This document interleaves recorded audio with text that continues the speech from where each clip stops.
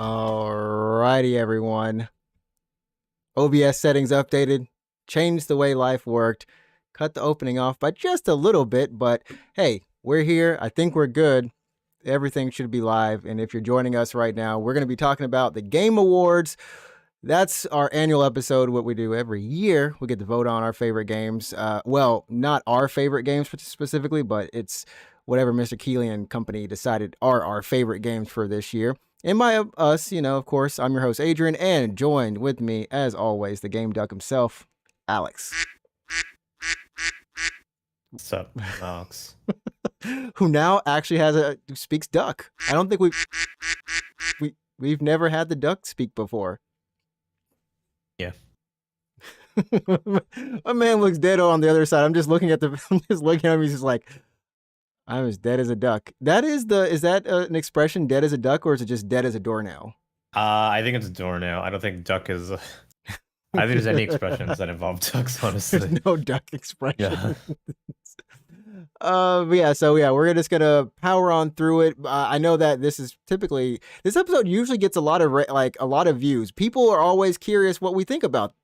I mean, and we're very honored that you would even care to know what we care about. We are. If you're on Spotify, Google Play, any of those audio places that we're on, or if you're on, watching us on the YouTube, our beautiful faces, we appreciate. And without further ado, we're going to jump to the Game Awards, which are happening 17 days from now. I'd like how they at least tell us 17 days until the live show, December 7th, at the Peacock Theater in Los Angeles. Is there a countdown on their website or something? Yeah, there's like a countdown. There's an actual little countdown, only in days. I don't know if it's going to go and do a whole seconds, like when it gets closer. That would be pretty epic if they did. I mean, every year it's gotten bigger and bigger. I think we've also had, part of me is like, we've had enough Jeff Keighley every year. We see this man 3 times a year. I kid you not. Gamescom, Summer Games Fest, and also the Game Awards. 3 times a year. And this is going to be the only time I've actually seen him in person that same year. I'm so like, oh. I love how just looking at Jeff Keighley this year was a highlight. You spoke to him. You said words to him, right? I said words to him. You said Mr. Keighley, and then he was like, "Yo, what's up?" Yo, what's up? And then he just kept moving, and I was like, "Hey, look, that's Jeff Keighley." So funny. Yeah. But yeah, so like every year, we always vote on the awards. We go through. We're gonna do the rundown, and I don't know which order they have it laid out in, but essentially, we're gonna. Look, no one knows about best esports or best community or anything like that. We'll, of course, kind of gloss over those, but we're really going to focus on the main categories this year. Keep it nice, smooth, and fresh. So without any further ado, let's go ahead and start the voting process. I have not actually looked at what's been nominated outside of Game of the Year, so I don't even know where. I don't even know where it starts. It starts at Game of the Year. You want to just go? Do we want to just go from the backside? Yeah, let's go. Categories? Let's start from most anticipated game, and then we'll work our ways up from there. Okay. Most anticipated game. Oh, this is actually a pretty good list right here. We got Final Fantasy VII Rebirth, Hades 2, Like a Dragon, Infinite Wealth, Star Wars Outlaw, and Tekken 8. How did Tekken 8 sneak in there?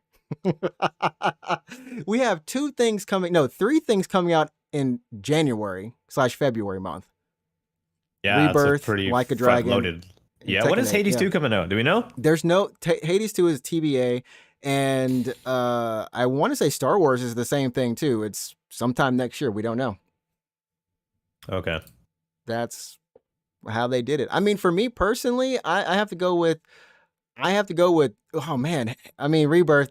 I don't think it's hard not to go with Rebirth unless you're going Hades or you're going Like a Dragon. Yeah, I'm going Rebirth. I don't know about you. Which one are you most excited about? Rebirth for sure. Rebirth. There you go, people. Rebirth. I mean, so I've been looking on sale I've been looking on the Black Friday sales and Intermission, I think is what it's called. Or is it Intergrade? I always get it confused. You're talking for FS7, right? The Intergrade. Yeah. So I finally am just gonna buy that and maybe over the break end up playing it. You're talking about. Are you trying to get on PS5 or are you gonna get on PC? Because you have the option. You either or. You Whichever's bought cheapest. But I you did buy bought it on PS5. no, you purchased Remake on PS4, right? Oh yeah, on PS4. Sorry. Yeah. Aren't you eligible for some kind of It's a free discount? upgrade. Yeah, I think I want to say it's a free upgrade because I bought it as opposed to like when they gave it out for PS Plus. Yeah, for yeah, free. you paid Yeah, for it, right? So you're yeah. eligible for some kind of upgrade, are you not? I'm not sure how that works. I believe I am. I can't remember if it's a free upgrade or if it's just like pay $10. It should be a type of free deal. upgrade to integrate, as in the better version should be free. But if you want to play the Yuffie stuff, I think you have to pay money for that. I think that But one it'll be is $20 to pay for that. which is cheaper than then you should just do that in that case. If you Yeah, wanna, yeah. So, yeah, FF7 Rebirth. I mean, I don't know if we want to talk about it any further in terms of. I know Sephiroth is playable, so that's a whole. Cool He's playable thing. because he was playable in OG, right? Because it covers that part of the story. It covers right? that part of the story, but now we've got little dual attacks with him and Cloud, and they really said so much about this game that he's probably not going to be playable for too long. No, not too long. Probably not more than a chapter, right? Yeah, it's just that kind of opening chapter where where he was initially with Cloud, anyways, in that section. I mean, they've gone into depth and shown a bunch of screenshots, gameplay. Like honestly, if you wanted to know about FF7 Rebirth, you kind of know about it now. For the most part, there's still, of course, like things you don't know. Well, I mean, like, what do you know about it? In terms of like they have shown most of the world map. They've also said from where the game begins to pretty much where the game's going to end at. I actually have no idea. What did they say that the story goes to? So I wish I was paying. I didn't want to know. I didn't want to know. So it was at Tokyo Game Show. They had an hour-long conference where they were just showing stuff off, and the director was just talking, and he was happy. He was like, "Yo, this is hype, yo."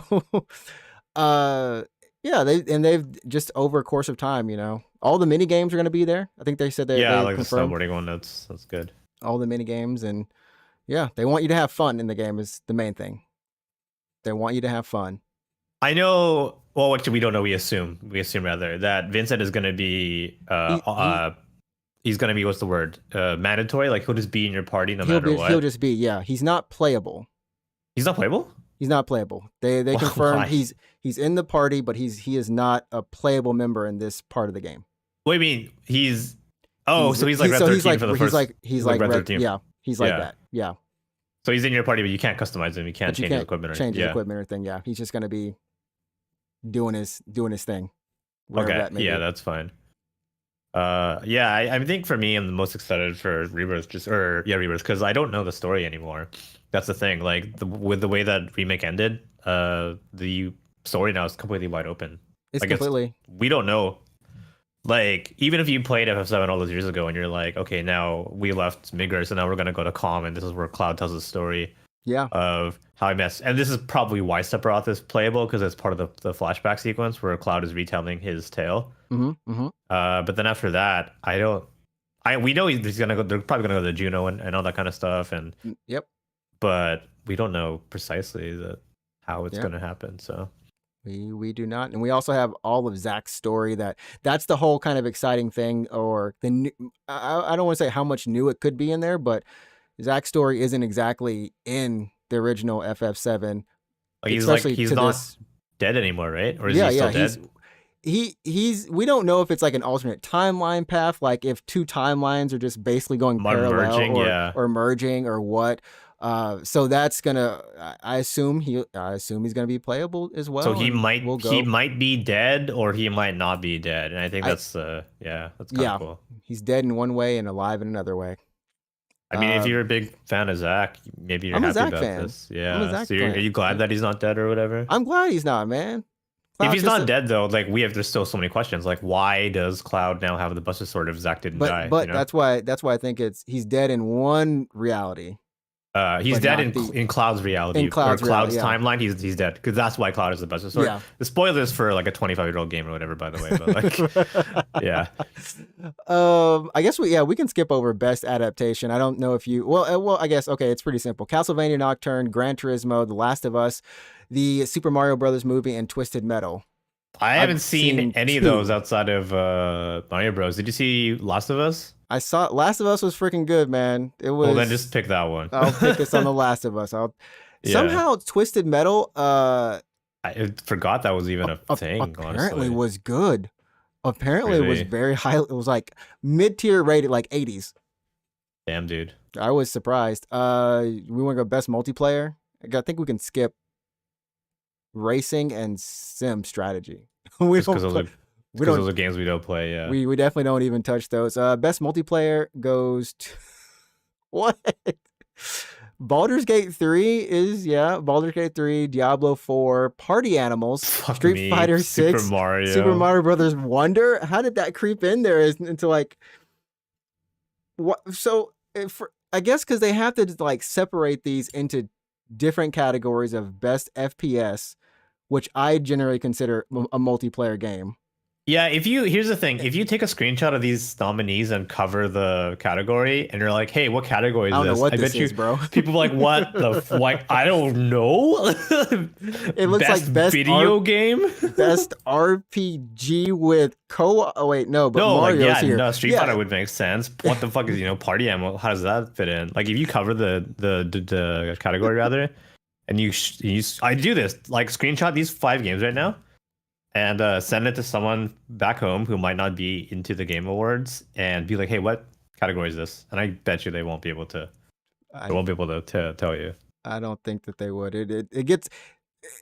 Yeah, the first 2 are one way. The last 3 are kind of like Even Street Fighter, yeah, like why? It's multiplayer, yeah. What in a fighting game? That's my definition. Has multiplayer. I mean, every time for outstanding online multiplayer gameplay and design, including co-op and massively multiplayer experiences. Where are the MMOs at then? Irrespective of game, genre, or platform. Blue Protocol absent. Sorry, Blue Protocol. has that game even? It's not even out in English yet. It is not. They did an update. There was an update last week. There is a new chapter finally coming to the game in Japan, and I wouldn't be surprised if they just like cancel. If they just cancel the English release, honestly, at this point. You want Diablo or Baldur's Gate or Street Fighter 6? Party Animals. You want Party Animals? This game, I saw people playing. It looks fun. It looks really fun. Honestly. Yeah, it's actually a fun looking game. Yeah. Party Animals. Best family. I just want to know if this is all Nintendo again. Best family. Is it all Nintendo games like last year? Disney Illusion Island. That is a Pikmin 4. So that's 2 Nintendo games, and Super Mario Brothers Wonder 3 Nintendo games. But Sonic Superstars and Party Animals are on here as well. Party Animals? Party Animals, we want them to win. Be so. I bet you they won't win anything. Probably not. I'm curious. So yeah, Sonic Superstars just came out. Well, I mean, we have this problem every year. The Game Awards doesn't give a shit when you release. Honestly, the game could probably come out like a day before these go live, and they're like, it's on the list. It's on the list. The reviewers have played it. The people haven't. I think we kind of talked about that off stream a little bit, and just in preparation for the show. But like, we'll get to that where it really comes into play. But maybe they should actually put from this month to like January to December. I guess, or maybe like some range. Like if it comes out in here, it's eligible for this year. But if it misses it, then it moves to next year. That's totally fine. It should be. I feel like it should be like what would be safe? Let's say September to August. I guess September to August. That's 2020. That's that 1 year. So if they started doing that, it would be this September to August 2024. All those games would be on Game Awards 2024. I think that's fair, right? I think that's fair. Yeah, I think that's fair. I know some people. I was listening to another podcast, and I'm just like, yeah, it that's the way it should be. But unfortunately, this show like they, like people or companies will want to put on their box game of the year or whatever A Game category of the they Year win. edition. Yeah, Yeah. so they can sell whatever amount extra of it. But I yeah, think sadly, I mean, this is a topic for another day, but like that's just kind of like how the game industry is. I feel mhm, like people are really quick to just move on to the next thing for better or worse. yeah, for sure. So, like we're at the end of 2023 right now. We're looking at all the games that came out calendar 2023, but once January rolls around, a lot of these games are gonna be out of sight, out of mind. They're out of mind. Yeah. So I'm kind of hoping Hi-Fi Rush is at least on here. So we have for best fighting God of Rock. the fuck is sorry. Cool, Oh yeah. cool, cool. Mortal Kombat 1, Nickelodeon All-Star Brawl 2, which came out very recently. Pocket Bravery. Was that just a mobile? What the? And Street Fighter 6. I FF can't Street Fighter, let's move on. I can't just help but look at Luke's smile and everyone else like He's like that's a smile because he's about to beat the shit out of everyone everyone on is that list. Yeah. everyone is like a party game category except for Mortal Kombat 1, which I gotta say both of these games I've watched a ton of. Uh but for Street Fighter coming back, honestly, Mortal Kombat never left the building. Street Fighter fucking left the building at one point and had to with 5 and had to come back. So and they did an amazing job on the systems for that. So best RPG goes to we have whoa. Darn it, why they got to set me up like this? Baldur's Gate 3, FF16, Lies of P, Sea of Stars, and Starfield. We got 2 stars up in here. Hey, if you wanna go for the most controversy to farm YouTube comments, you should pick Starfield. I love how controversy is Starfield, whereas I mean we talked about this last year how Monster Hunter was included in this category. Oh, And this I can't remember if Elden Ring was as well, but it was one of those things where it was like I'm looking at Lies of P and I'm like I don't Souls likes if you consider them an RPG or not, it depends on your taste. If you consider FF16 an RPG or just an action game with RPG elements, I guess it still goes into RPG. I think we have this discussion every single time it comes up, Yeah. not just RPG, but also in fighting game, in any category. When we're like, that's fucking weird. It's just like, at what point is it an RPG? Like, like when do you get to call it an RPG? Is because FF16, I think there's no argument between us that it's mostly an action game, right? Yeah. Yeah. So like, why is it on RPG? Is it because it has some skill tree involved? Is it because of the name Final Fantasy? Like, why is it on the list? Right? Yeah, honestly, I think the name Final Fantasy carries it more than if most people were to play it. I don't think their initial reaction is just like for Lies of P. I don't think your initial reaction is, "Hey, this is an RPG," as opposed to Baldur's Gate 3, Sea of Yeah. Stars, Oh, and yeah. Starfield. Yeah. I guess it doesn't. You have to like think like I guess technically. I love how one person was like, "Yeah, all games are technically RPGs. You're role playing in every game." You're like, Yeah, you could say that about fucking, any sports game even. any sports, yeah, like So like what defines an RPG? I don't think there's an argument for Baldur's Gate 3 or Sea of Stars and, Starfield even, but Yeah. like Lies of P, I wouldn't look at more than 10 seconds of that game and being like, looks like an RPG to me. Like I would never think that. I never would think that, yeah. And Final Fantasy, I think the name, of course, but then like you do see I have like the the HP gauge and the kind of There's a skill tree and there's Yeah. there's you don't even have MP in that game. You just have That's true. HP. So you like when do we get to call it like when do you get to call yourself an RPG? We had this discussion last year with what was that fighting game? Was it Sifu? Yeah, exactly that one. And we're like, is that a fighting game? Is technically there's combat in it, It's sure. combat Yeah, in you it, but fight it's- in it, but like is it a fighting game? But yeah, sorry. wow. I mean, whatever. What- I know. What's your pick for this one? I don't know. This is one of those where we go, do we want to go with what we think is going to win or what we want? No, I think Baldur's Gate 3 should be Baldur's Gate. Pretty sure. Baldur's Yeah. Gate, there's no Yeah. there's no hands down. I mean, you played Sea of Stars, and we both played FF16. I FF16, played yeah. Lies of P. Yeah. We're not Bethesda in it, but in terms of Baldur's Gate 3, I've never looked at a CRPG game. I think that's what yeah. The C stands for computer? or Yeah, what? computer. Yeah, computer Okay. RPG. As if okay, these games aren't running on computers. Okay, but yeah. But these kind of point and click RPGs that, typically used to be like just hardcore hardcore fantasy, which this is still hardcore fantasy. It is D&D, Yeah, but it's like classical, it's like some, yeah, yeah, that kind of it's stuff fantasy, right? I would never really look into playing, but all the work they put into that game, and I watched a lot of people stream it and enjoyed the dialogue, enjoyed the combat, Sure. and I'm like, yeah, best action adventure game as it loads. Okay, here's a hard one. What the? Huh?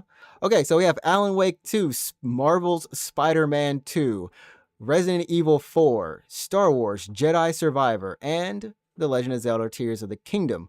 So All of these are why is sequels. Liza P not in this? Like, That I does expected Jedi Liza P to Survivor be in here. does Jedi Survivor not have a skill tree or something? Jedi Survivor has a skill tree. Jedi So Survivor why? is What's the essentially difference? Jedi Survivor is essentially like a Souls-like ish. What's the difference? Why is Liza? Why don't I understand? I don't get this legitimately. I don't. I'm like I don't understand. So we have what action adventure? Okay. Are there no puzzles in Liza P? Like, Well, no, there's no real puzzles in Lies of P, I guess. But I mean, we got complex puzzles in RE4. I love how they don't call RE4 a remake either. It's RE4. well, because there's no. I think officially there's no remake in the title. Is there no remake in the title? It's just called. It's just RE4. Yeah. Oh, okay, it's just RE4. All these games are technically 2s, except for RE4. They're all a sequel. Oh yeah, that's true. This is one I have only played a little bit of Tears of the Kingdom. I've seen a little bit of Spider-Man 2. Do not want to watch Alan Wake 2 because that's one I really want to play. You want to get to it, right? Yeah, I watched a good chunk, if not all, of RE4 played, and then Jedi Survivor unfortunately had a lot of technical issues on launch. This was I think, for all platforms or for just specifically PC. This was, I think, the first game out in March, I want to say, is when it came out. Yeah, it was like a while ago. Yeah. Yeah, it was one of the first games that started the trend this year of how come PC games aren't running smooth and efficiently now. Yeah. It just became a thing this year. Yeah, I have no horse in this race. I've actually played 0 of these games, so action adventure to RE4. I mean, technically, there's action in RE4, and I guess you're on an adventure, and there's puzzles in it. So yeah, these categories is I mean, I guess you know what? I did play Tears of the Kingdom. It is more game. It is more Breath of the Wild.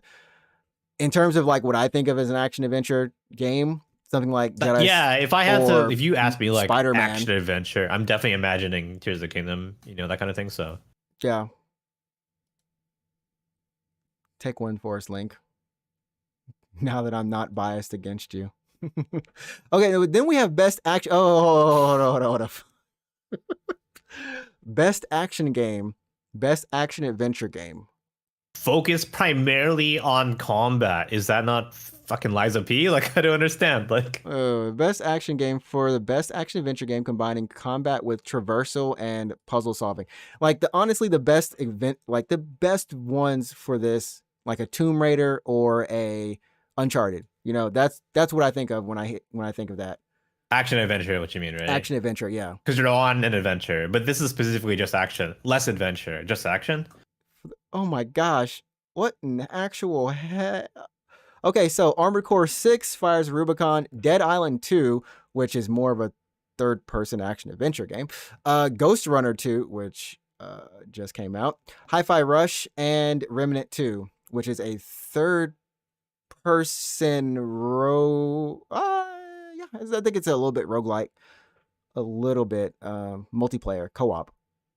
That should have been in multiplayer. Remnant 2 should have been in multiplayer.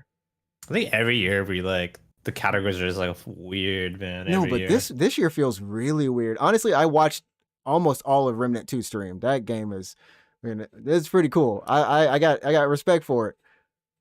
But now they gotta make me choose between Armored Core and Hi-Fi Rush.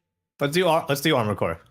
I got I can I just do Hi-Fi Rush? I want them to win. Fine, whatever, man. I don't care. Okay, Hi-Fi Rush. I wish this game was up for more. It came out in, was it January? It was like you said, kind of like that really early in the year thing. Shadow dropped by Microsoft. Well, not shadow dropped. They had an event and then they said, "Hey, this game's out now. Go play it." Hold on.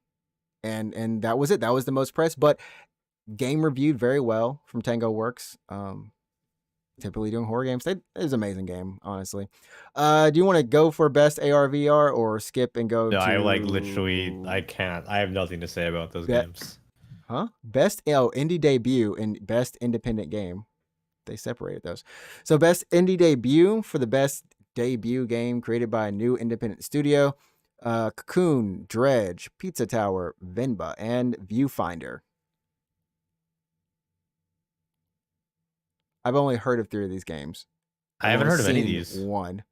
So Viewfinder is a game where you are constantly, you know how those old viewfinders, like you would just look through it and you could take like a little snapshot and it would. Oh, wait, no. Viewfinders is you have a photo, right? You had like a little card and you just had like it was like a visor. Like you would hold it. Are you like talking this. about the red disc thing? What's the red disc. Yeah, and you would put. What are the things called? I think they're just called viewfinders. It's gonna really bother me. No, there's like a branded name for it. I have one at home. 90s. Very 90s, yeah. What's it called? I don't think Viewfinder's gonna bring it up. Try it. It might come up. Oh, it does kind of show up. It's called a Viewmaster. Viewmaster. Okay, yeah. So it's a game with that as the concept. It's a puzzle game, and every slide, like picture you take, you can substitute it in while you're looking around, and it becomes like a doorway for you, kind of. Dude, these are so fucking cool, man. Do you like them? I have one of them, and I can't remember what the actual. I think I had a Sesame Street one. Yeah, so like when you pop like it in, yeah, it's like yeah, Bert and Ernie or something. And like it's stupid, like it's like a paper disc. If you guys are younger than 20, you would have no idea what we're talking about. But it was like a plastic, red kind of visor you put up to your face, and you would slot in a paper disc. That basically had the equivalent, not equivalent, sorry, but like similar to like a film negative, like a roll of film negative, just like embedded in this paper disc, and you pull a lever on the visor, and it would spin the disc, and it would bring a new image up to your eyes, and you would basically just look. You would just look at a picture. That's all it is. You just look at a picture. If you're not looking into a light source, like it's too dark. It's too dark. You can't really see it, so you have to like look up into. You have to look through. The light has to. The light has to be hitting it. Yeah, exactly. Yeah.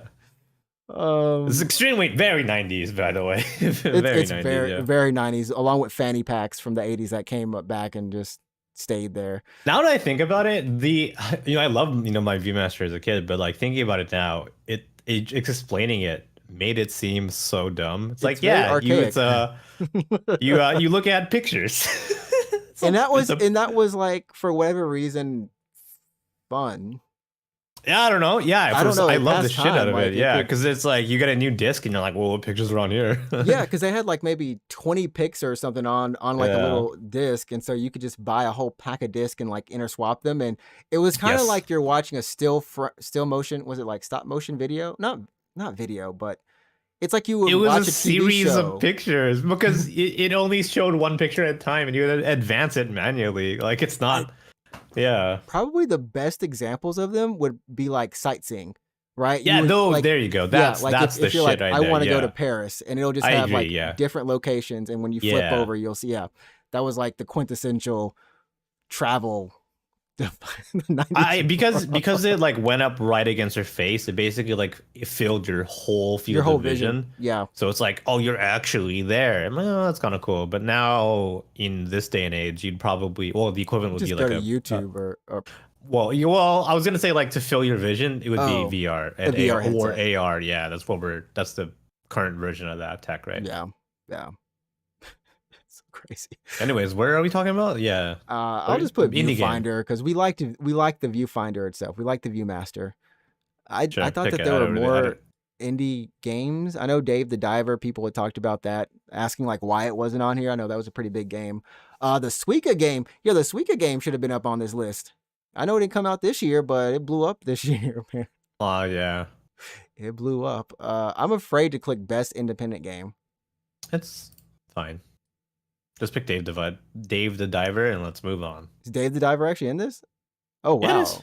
Oh wow. Cocoon, Dave the Diver. Wait, but these are all debut games too. I didn't make the categories. Cocoon, Dave the Diver, Dredge, Sea of Stars, and Viewfinder. Are you sure you don't want Sea of Stars? I mean, you played it. You played Sea of Stars. You enjoyed it. I'm about I to believe. finish. I'm gonna beat it like tomorrow or 2 days from now on stream. It's been pretty good journey. People were. It's good. It's a good game. I mean, I could talk a little bit about it, but it's a good game. It's fine. But I don't know if it's the best independent game of the year. You know, it's a tall order, really. It's a tall order. I mean, so here was the thing. I was listening to another podcast, and they were describing apparently. So Mint Rocket is a studio created by, what's the Korean publisher? You just can't say the Korean publisher. There's only so many of them, but I think You're talking about Nexon. Nexon, I think it's Nexon. Yeah, they created an indie studio for this purpose. To make weird games. No, they made a studio, so it's not really like, I guess, like a group of people who came together to make this small. I don't know. It's owned by a big company. Sure. That makes any sense. So it's like, is it indie? Is it indie? It's a big company that just made a small studio for the purpose of award seasons. Like, is what I heard. I don't know, but I want to give it to Sea of Stars. Those guys are hype. Sure. Thank you. That was like the weirdest thing. Best ongoing, I'm gonna assume that's like Apex and such like that. Yeah, basically, yeah. Which there aren't too many. Okay, never mind. Awarded to a game for outstanding development of ongoing content that evolves the player experience over time. Apex Legends, Cyberpunk 2077. That's where I put my mouth back That's up. so funny. Final Fantasy 14, Fortnite, and Genshin Impact. I got messed up on this one, bro, when Cyberpunk got thrown in. But that's for the DLC. We'll just. It's for the basically and for the patch and for the Phantom. patches. Well, Yeah, the patch, the patch big was patch. the DLC, right? No. They were So kind of. well, they came out at the same time, but Yeah. 2.0 launched, and the DLC requires 2.0 basically. But you can play 2.0 without the DLC if you don't want to, and basically just remade the game in a sense, like all the systems and stuff. I don't think 14 had any new content. Well, no expansion, This but year specific, there's content patches, multiple patches per year, because the 14 works on like a TikTok cycle where it's like content patch, and they slowly advance the story, and once it gets to like a big climax kind of thing, that's when the expansion comes out, and you get a huge like rush of story. Mhm. And then after the expansion comes out, it's more like slow story, more raids. So like, yeah, they get patches every year or multiple times a year. I know Genshin had its kind of big update. Well, I Fortnite, mean, Genshin gets multiple updates a year, right? As well. So but I feel like these are for the, like, it's kind of weird because some of these are live service. I mean, they're all live service except for Cyberpunk. right. And so Fortnite, I think the biggest thing they did this year was go back to the OG map. So everyone, like, OG Fortnite became a thing, like, was trending. People were like, oh, I forgot this is how the first Fortnite map was. Like, oh, this is so awesome. Like, they had I forgot how many concurrent players that came back just to play the first map again. Yeah, and then Genshin added a whole like extra kind of place to it. Apex, It's like 2 seasons or something, 3 seasons, right? Seasons, yeah. Two new characters or something like that. Yeah, I think we just got a new character. Account progression is Like cross progression, right? cross progression. Yeah, a lot of stuff there. I don't know. Like, I feel I want to give it to Cyberpunk, but it's just so mismatched out. It effectively does what the category says. it evolves the player experience over time. I mean, technically, it evolved the player experience one time. One time. So, yeah. I'll let you choose this one. I don't know. What do you want to put it on? Yeah, it's pick Cyberpunk because otherwise it's we always say 14 every year, but yeah, We because do it's say not fair. 14 Honestly, every it's not even fair. Like, wasn't this category is basically the same, almost the same as it was Almost last every year? year. Yeah. Yeah. So I don't actually know what was in Cyberpunk's place last year. again, we can just pull up the old episode, I guess. But yeah, I don't know. Just pick Cyberpunk. I think Games for Impact always makes us go, we never played any of these games. Yeah, I played none of these games. I played actually a little bit of a Space for the Unbound. That's like actually an Indonesian developer, and I remember Ehe was in the stream. He was like, "Yo, this is exactly how like it is for me, like going to school, because you know they have the school uniforms, they kind of have some of the things in the environment." And so he was actually really impressed by that, and most of the chat was hype about that. I don't know about Chance of Seminar or Sinar. Goodbye Volcano High, I will probably end up buying and playing, but that is, you know, that's a game, and then I unfortunately cannot say Chia. Okay. Chia, but I did watch a little bit of this. This is a little bit of like a Breath of the Wild like type game where you transform into animals to solve puzzles. That sounds exciting. Like you can transform into rock. I think you can transform into animals and inanimate objects like rocks and stuff too.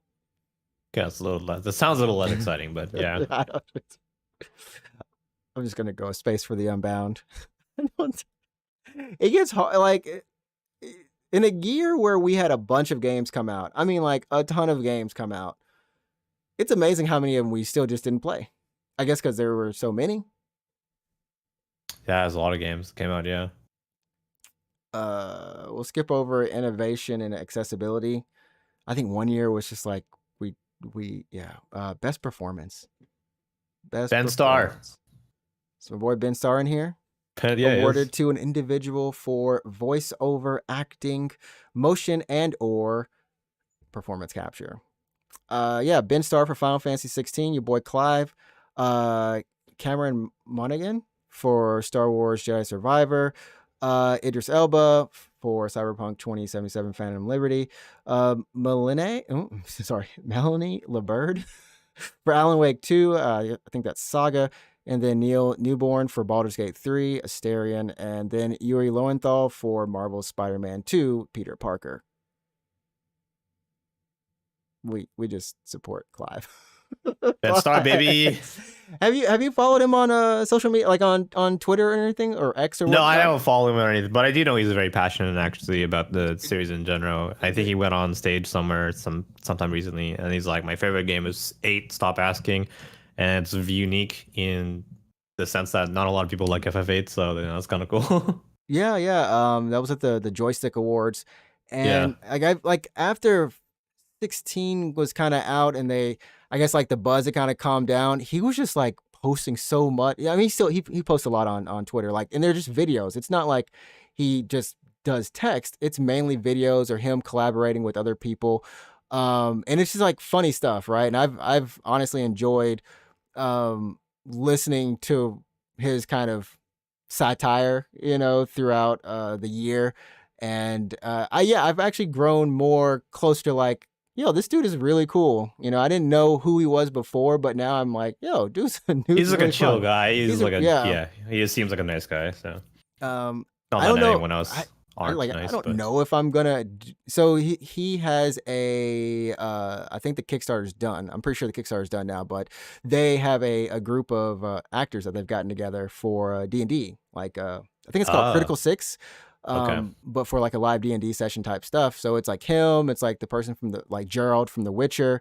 They've got like 4 other people who are just like main pro tags in some games, and it's like, okay.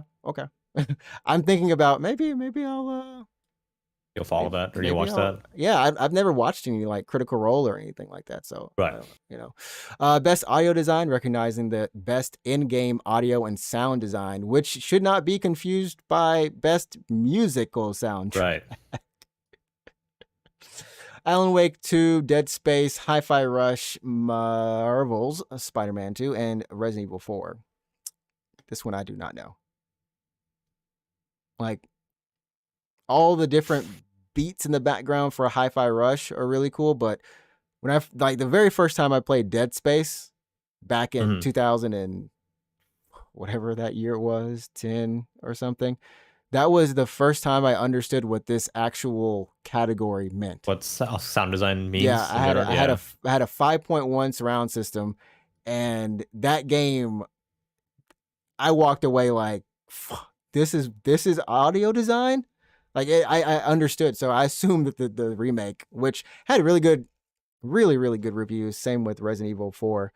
I assume it does the same thing, so I can't really say.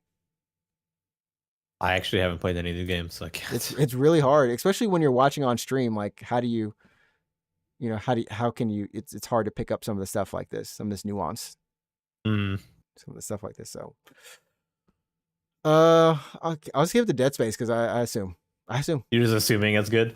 I assume that because everything they did for the remake is plus alpha of the original, and the sound design for the original was stellar. Was good. Was stellar. So Yeah, that's fair. And then here comes best score and music. Some Souls-like better be in here. Actually, I'm like Lies of P better be.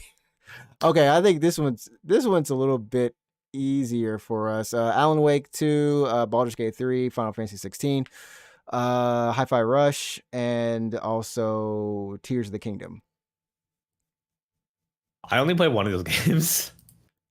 I only played 3 of them. I only played 3 of the 5. Okay, I played 3 of the 5. Which one had the best soundtrack then?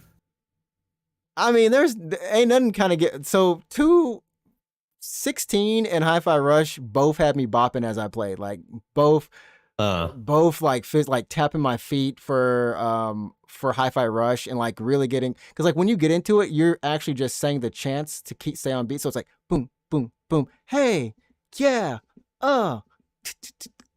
like, and it's just, you get a really good rhythm with it. But in terms of like, I guess like just overall songs, even though this game does have that and it's really catchy, that's what I remember. I don't remember like the stuff from FF16, which is dun dun dun dun dun dun, just like the battle theme, yeah. It just goes in, man. You hear it and you just like turn up. You want to yell too. You want to get in it. So I mean, for me, I have to say, yeah, Soken is a great composer. He's the main composer for 14 as well, and I'm pretty familiar with his works, and he's good music. Yeah. Yeah. I think. I mean, I only ever played one of these 5 games, so I would have to by default say 16. But maybe Zelda's a good soundtrack. I don't know. Tears of the Kingdom, for anyone asking, it's better than Breath of the Wild, which was more ambionic, like ambient.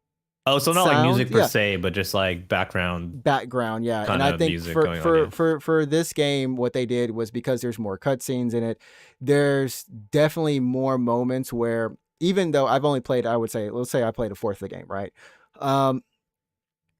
I can say it's definitely an improvement, but yeah, 16 just gets you going, man. And there's not really too many songs in 16 that you really hear if you think about it. Yeah, I mean, there's a couple songs that stick out to me when I think about the soundtrack. Would be the battle theme, the boss theme, the main theme called Find the Flame, which plays when you fight Ifrit. You transform. Spoilers, by the way. And then I guess the ending theme by Yoneshi Kenzu, right? Yoneshi Kenzu's ending theme. I that was washed from my mind. I had to go back and listen to it to be like, oh, that was cool. But you like Yonezu Kenshi though? Yeah, it's fine. It's good. It's good. Yeah, he's alright. He makes good hits. I think it's the same thing as when they did Final Fantasy VII's the main ending. Like 7. I know Survive Said the Prophet, Yosh, but it's not like anyone that I go, oh, this is Final Fantasy to me, Yeah.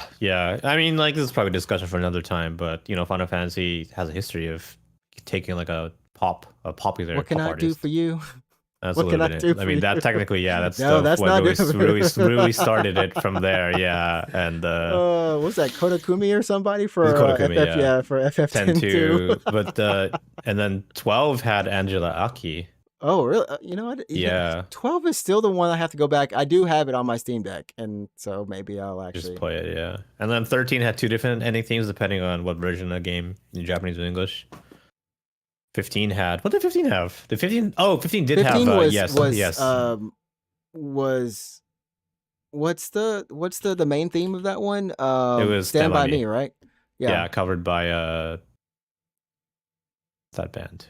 Covered by that band. Covered by that band. Anyways, yeah, they had but it's gonna bother me now. Shit. It's gonna bother you. I'll open up best art direction. Hi-Fi Rush should probably be in this too. Yeah. Alan Wake 2, Hi-Fi Rush, Lies of P, Super Mario Bros. Wonder, and then also The Legend of Zelda: Tears of the Kingdom. It's got a hard category. Hi-Fi Rush is good. To me, it's only between like Tears of the Kingdom and Hi-Fi Rush. Mm-hmm. But Super Mario Bros. Wonder did change the style a little bit from like new Super Mario Brothers, like that style we kind of use. It is more pop a little bit, and that's true. Yeah, I mean, and that's cool. Nintendo, to their credit, they do change. They kind of reinvent Mario every single game. So yeah. Every one of their characters almost, even for Kirby became Yarn, yeah, and the Yarn thing became a whole thing, and they. yeah. I mean, especially for Mario. I feel like because like Sunshine is really, really different. Not really different, but like Sunshine has its vibe. Then it's like Galaxy has a vibe, which is different kind of from whatever the fuck was on Wii U Deluxe. Now, what's it called? I don't know. What was on the Wii U? Super Mario Bros. Oh, U? Yeah, that actually might have been it. It was just called U? I think it might have been just U. It is. Oh, it's called New Super Mario Bros. U. Yeah. All right. That's the one. Yeah, I'm okay not giving it to Tears of the Kingdom just because it's the same as Breath of the Wild. I don't think they went back and did any new textures or any.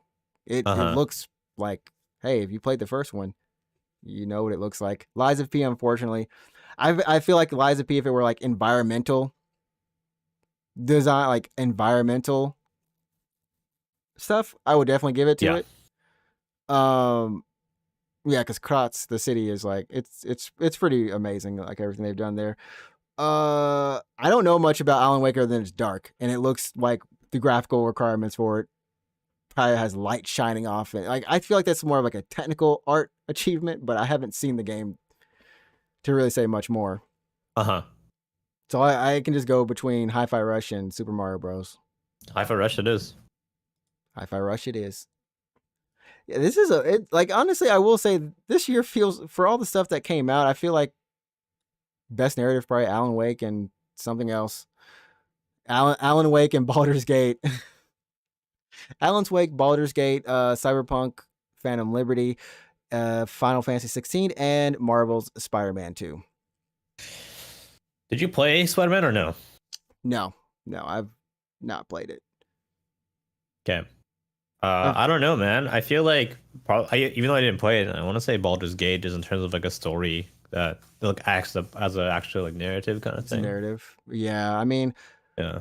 For all of these games, they all have kind of something that makes them special. Of course, story wise. I mean, for Final Fantasy 16, the whole thing I believe that makes it special is you're playing all the way through Clive's life, right? That's kind of the hook, and that epic, right? Which is I really like. 16 took a lot of risks in terms of just the typical Final Fantasy formula, and I really like how the story starts out. It's way more mature than the older games for sure. Yeah, and the political intrigue to me was really, really interesting. But then, and I would say like 3/4 of the way through the game, it goes full on. Oh, I'm a Final Fantasy game. I'm a Final Fantasy game. Yeah, and it does like the typical JRPG kind of stuff. That's it's fine. I like JRPGs, so I kind of more or less expect it. But we had Sid, man. I'm not gonna lie. Like friggin' Sid's story. Sid carried the first half of that game. Yeah. And then of course for Spider-Man, it's mainly the two Spider-Mans and how they kind of the Spider-Man, yeah, how they interact with each other. The Spider-Man, yeah, that's the kind of whole thing, like how, Peter Parker is different from Miles Morales, and how they are at different points of their lives and how they tackle things differently, but also how they have the same difficulties as well and how they help each other out. So that's what that game's been praised for. Cyberpunk, Idris Elba, I think also just Cyberpunk in general. It's not like the story was ever bad in that game. The game itself around it might have been bad, but the story itself. You need to play Cyberpunk still, man. I do. It's gonna go on sale. It was already on sale. I have it. I do have it. Oh, you bought it? Yeah. I bought it last year on Steam. On Steam, or I believe on Steam. Yeah, on Steam. Yeah, you should just play it, man. So, Phantom Liberty, and then Baldur's Gate 3. It's Baldur's Gate 3. Alan Wake 2 does a lot of different things narratively. I think you are literally building the scene as the investigation. Yeah, it's some meta stuff like Control. So I don't know. Give the Baldur's Gate 3. Just like Baldur's Gate. When in doubt, ball it out. Baldur's Gate. Baldur's Gate, best game direction, which is given to an outstanding creative vision and innovation in game direction and design. So I guess innovation is the key here. Innovation in game direction and design. Alan Wake 2, Baldur's Gate 3, Spider-Man 2, Super Mario, and Tears of the Kingdom.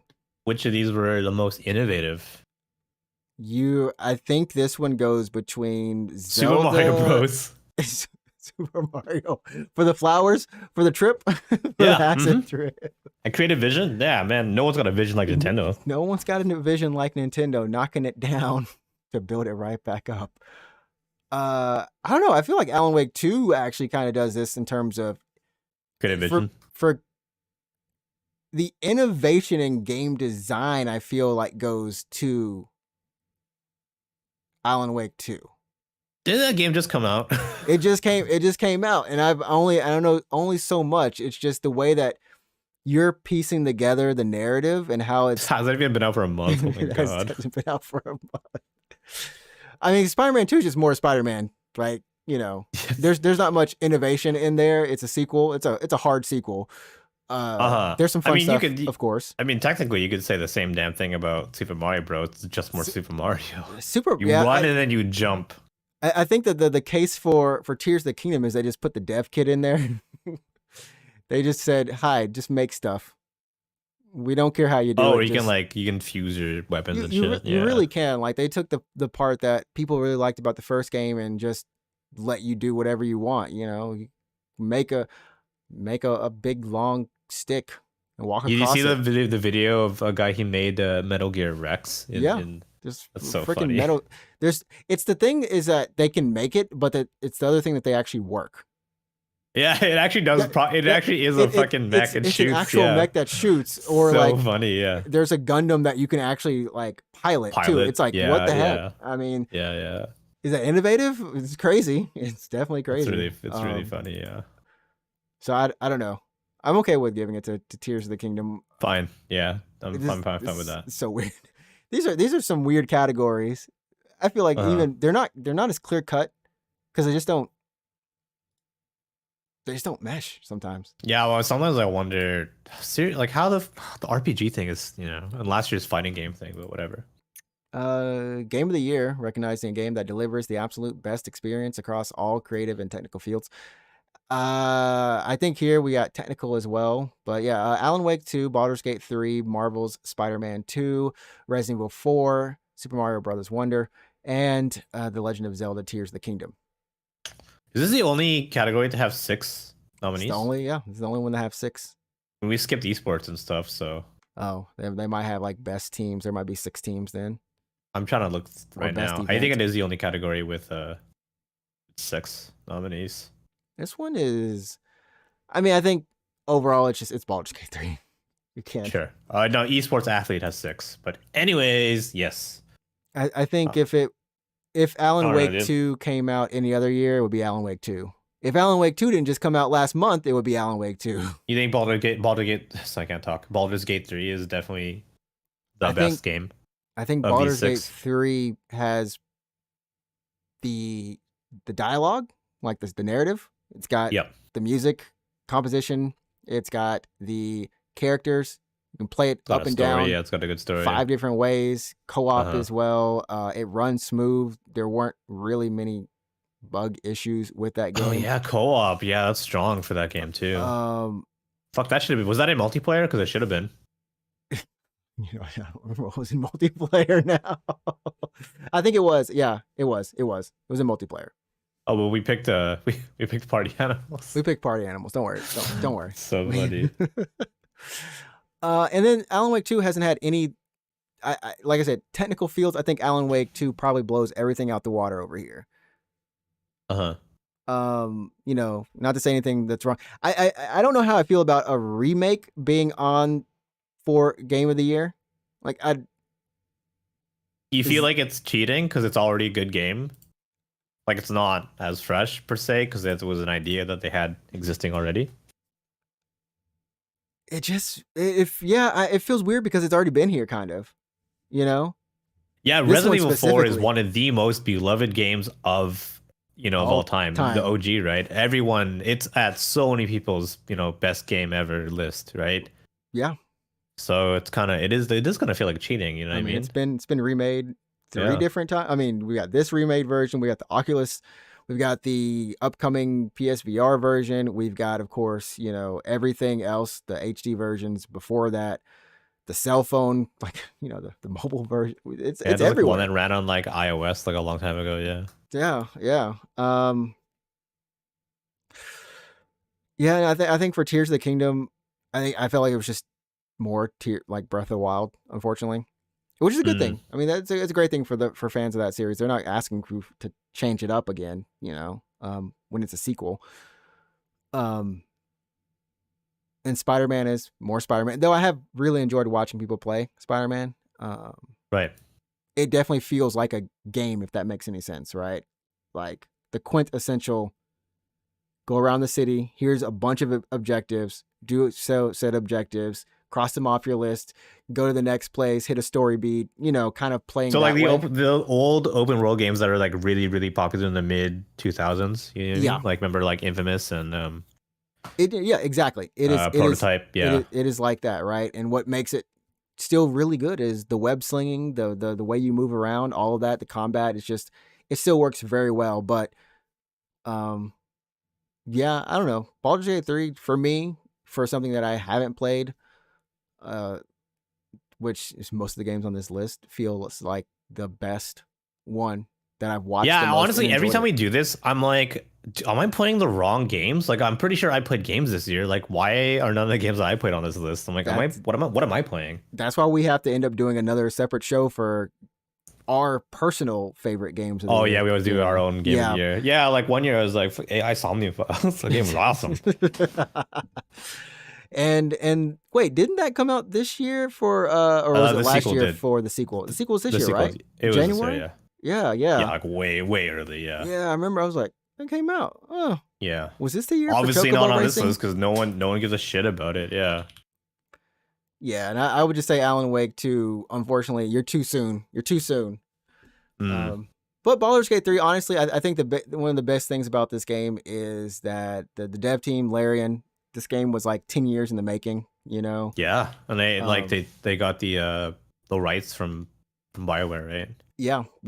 They took their time on it. They made a bunch, they made 3 games. I want to say both the Divinities, or at least one of the Divinities, during, to fund this game, right? Oh yeah. This is a team that stayed together for essentially the whole entire time of development, and some could say that's the reason why the game is amazing. It's basically an RPG done by a Western studio that had Nintendo quality time to bake. Yeah, that's really good. You don't get that much for most games. So. Oh yeah, sorry. By the way, AI Somnium was last year. I don't know. Oh, it was last year. Oh, okay. It was, I thought it was this year. Well, these pandemic. It really felt like this year. It really did feel like this year. But yeah, no, it was last year. They fly by, the pandemic years. We don't know what they are. Yes. Anyways, yeah, no, Baldur's Gate, good game, good job. But like, that team did a good job. I think they should be. I'm not to say that none of these teams didn't work hard, obviously, but I think it feels like they put a lot of care into making the game. Yeah, I think that's the kind of message is for me. We'll talk about this on our personal game of the years, but yeah, I would have hoped that more of Hi-Fi Rush and Lies of P would have been in there. Like I really do appreciate new IPs that actually worked. You know, I think that Yeah. that's something that should be kind of rewarded. But I don't know. We'll see what happens with the Game Awards on the 7th, and what trailers drop. Oh, that's what I'm the most excited about. I want to know games they're fucking announcing. You know, I'm that's slowly starting to think that Capcom's weird. We're gonna make a bunch of money off of in the first quarter or something of 2024 is not Monster Hunter. The yeah. leak It's Exoprimal. apparently the leak is that it's or the date for Dragon's Dogma is like March. Yes. Yep. Mhm. So if Dragon's Dogma comes out in March, they're not where would they put Monster Hunter? It wouldn't be April. Maybe May. Maybe May. I don't know. Maybe April, I May. do don't know. believe It's weird. Didn't World launched in February of that year, right? Was February, yeah. They I don't think want so. people to be like, "Hey, come play this," because they're very similar. Oh, it was January when it came out, but at the beginning of the year, yeah. Yeah, which is already packed as heck. No one wants to move into FF7 territory. You know, they Except might for put it in. Yakuza They might. in Persona. Well, they haven't even announced it at all. Yeah, that's what I'm saying. Like, if they announce it and it just comes out, There's no way I they can would see do April. that. They wouldn't do that, right? They wouldn't be like, oh, it's coming out in 3 months. They wouldn't. they do could. that, I don't right? think they'd do that. Maybe like in April, or because Q1 is April, May, June. Yeah, for the fiscal year, for Japan, fiscal right? year, Yeah, yeah. April, May, June. Yeah, correct. So they might announce it in April, and then they might release it Q4, maybe. I want to say something. Yeah, that has to be one of the things. I don't even know what other games are potentially even going to be there. We'll get a Blue Protocol trailer. Pragmata. Pragmata. You think we'll actually get a Pragmata trailer? We'll probably get a Death Stranding 2 trailer because we didn't get one at the Summer Games Fest. Pragmata. If we get a Pragmata trailer, that'd be nice. I feel like we're due for another one, though. Because they skipped TGS. But yeah, there wasn't one at TGS. We had like that apology trailer that had like a little bit of stuff and before that. I don't know what Sega Atlas. Sega's so fucking weird because I feel like they're just firing on all engines for Persona and Yakuza. That's it. And Sonic. Those are the only games. I honestly don't. I don't even think Sonic is doing much for Sega. No, Sonic is doing like great PR. He got a second season for Sonic Prime, like the animated show. He's got a second season. I think, they had a Sonic game released this year. Right. They luckily had Sonic Frontiers do really good. That was good, but that was last year, right? Yeah. We also had Sonic 2 movie. I feel like Sonic is moved into like a multimedia realm as opposed to like games. Like. Well, I feel like they have to because I feel like the games traditionally have not done very well. No. But like you said, they've gone really hard into 2 franchises. And Yakuza. And I guess maybe Reef Metaphantasmo, I think that's what it's called. The other from the Persona team. The next thing from the Persona team, sorry. It's not Persona 6. Yeah, like it looks like Persona, but it's not Persona, yeah. But yeah, it's like Shin Megami, but Persona, but not either of them. Yeah. Maybe we'll get another trailer for that. I don't know. Microsoft can show God knows how many things. Literally. I don't know, dude. They had a bunch of IPs that we heard about, and then we haven't heard about for a while. So, give me a Hellblade 2 trailer again with a release date. Oh yeah, I forgot about that. There's also like some. Did we say that one game is canceled? Which one? What was the Perfect Dark? Did that get canceled or is that still coming? It's not canceled. It's just like they basically just said like it'll be a long ass time is what they just said. Okay. Like they're working on it, but they're like we can't give you a date. Just don't expect it anytime soon. We've got Everwild from Rare. We've got Avowed from Obsidian. Like that's basically their kind of Elder Scrolls. Well, it's the Fallout 76 team. Not 76, but Fallout New Vegas team. Outer Worlds guys. So they've got like another, hardcore RPG that's going to be coming down the pipeline. Probably, I think for next year. Probably see something about that. I don't think there's any fighting games outside of Garo. And that haven't come out yet. That haven't come out yet. Well, Tekken 8, but it's gonna. Maybe they'll do like a character reveal, like a guest character or something, because the roster's finalized. Maybe a date proper actual. You know what I mean? Did they say a date? I can't remember. Oh yeah. It's coming out January 28th. I want to say. Oh well, then fuck. Well then, yeah, probably just like one last like story trailer and character trailer, and yeah, then it'll be out really soon. Yeah. If there's a character, maybe a collaboration character.